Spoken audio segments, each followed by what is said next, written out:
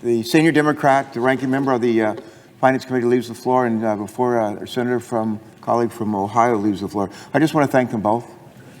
We would not be here on this day without you and without your leadership, both of you.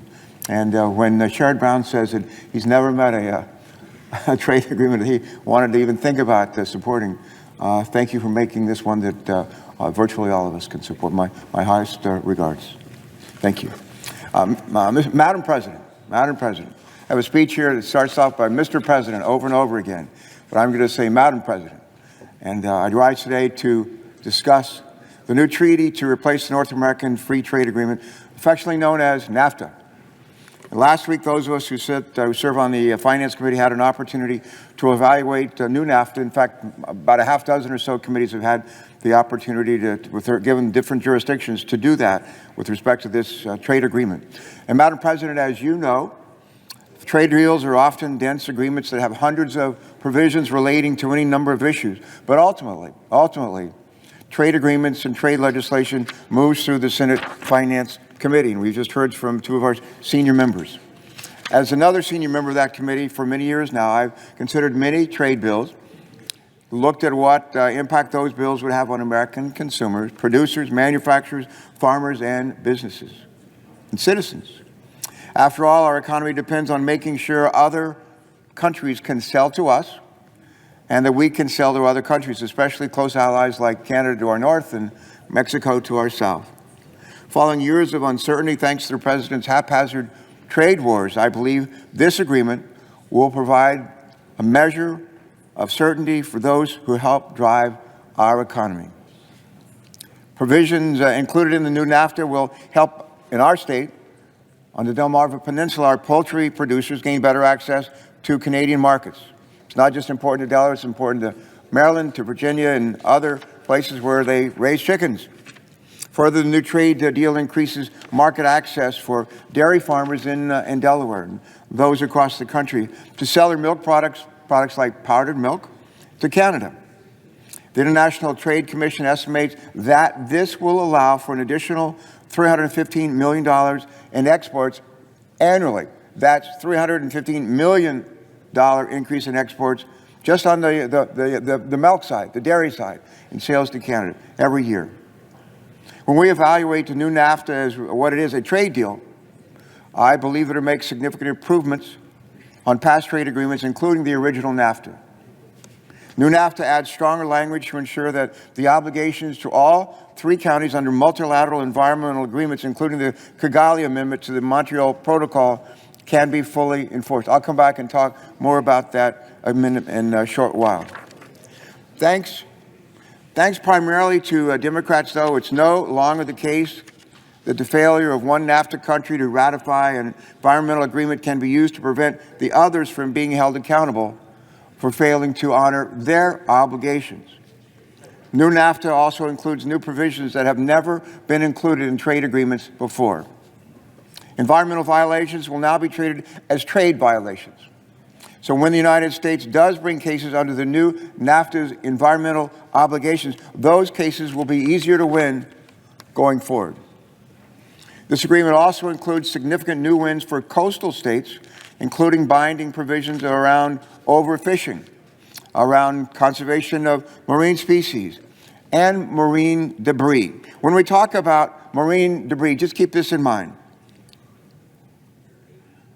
There is floating out in the oceans of the world something called the Great Pacific Garbage Patch. It's largely plastics. It is twice the size of Texas, not twice the size of Delaware, not twice the size of Maryland, twice the size of Texas.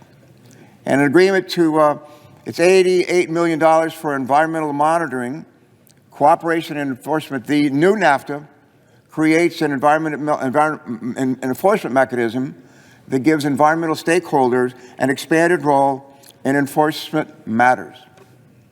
This will go a long way toward ensuring that environmental violations can be investigated and remedied in a substantive and in a timely manner. So my colleagues have heard me say before, I have a friend who, when you ask him how he's doing, he replies, compared to what? Well, compared to all the previous trade agreements that this body has considered, new NAFTA and its implementing legislation have the strongest environmental enforcement provisions that we've seen to date, period. That's good news, especially for a trade deal put forth under this administration. Now, does the new NAFTA include everything that my Democratic colleagues and I would, and some Republican colleagues, would have liked to see with regards to environmental protection? No, it does not. This new NAFTA fails to recommit the United States, for example, to the Paris Accords. It fails to ratify the Kigali Amendment that I mentioned earlier to the Montreal Protocol, which could bring the global community together to reduce the use of something called HFCs, hydrofluorocarbons, found in products like air conditioners and freezers, and prevent, by the use of those follow-on products to HFCs, prevent up to a 0.5 degree Celsius increase in global warming by the end of this century. Just from doing this one thing. One thing. And like so many of the Trump administration's proposals, the new NAFTA fails to even mention the word climate change. But this trade agreement does add important tools and resources that were primarily negotiated by Democrats to strengthen the deal, hold the administration accountable to enforce NAFTA, countries. Senate will be in order. Madam President, would you say that again? The Senate will be in order, please. Thank you, Madam President. Yes.